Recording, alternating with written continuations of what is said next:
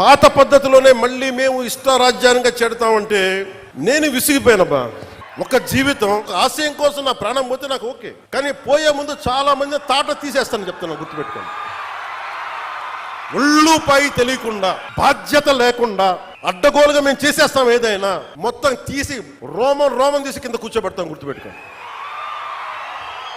మిమ్మల్ని మీ చేత చప్పట్లు కొట్టించుకోవడానికో అరుపులుగా నేను చెప్పట్లేదు, ఇది వేదంతో చెప్తున్నాను. ఇది వేదంతో బాత్తో ఒక్కళ్ళు మాట్లాడలా. మనకి రాష్ట్ర విభజనప్పుడు ఒక్క ఎంపీ కూడా మాట్లాడలా.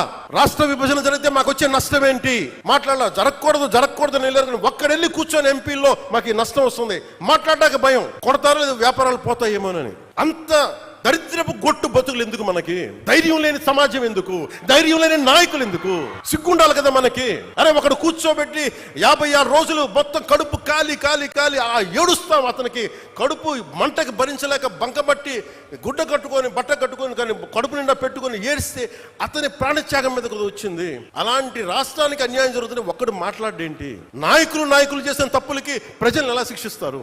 ఆ కోపం ఎవరికి ఉండద్దా? మనలో మనం కొట్టేసుకుందాం ఆ కులాల కింద. అమరజీవి జలధార వస్తే ఒక కులానికి వస్తాయా నీళ్లు? ఈ వేదిక పైన అంతా ఒక కులమా? పనిచేసే వాళ్ళంతా ఒక కులమా?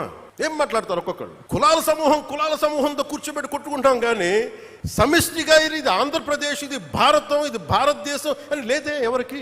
నాయకులు కూడా కావాలని అదే కోరుకుంటా ఉన్నా. నేను ట్రాన్స్పరెంట్ గా పట్టుకొచ్చాను. 10,000 మందికి ఏకదాటిని ఇచ్చానంటే నా కులపొలను ఇచ్చానా? నేను ముఖం తెలియదు నాకు ఒక్కొక్కళ్ళది. నేను ఒకటే చెప్పాను, వెరీ స్ట్రిక్ట్ పాలసీ. నేను 20 మందిని ట్రాన్స్ఫర్ చేయగలను నా పరిధిలో. Very clear cut instruction. ఒక లంచం ఉండకూడదు.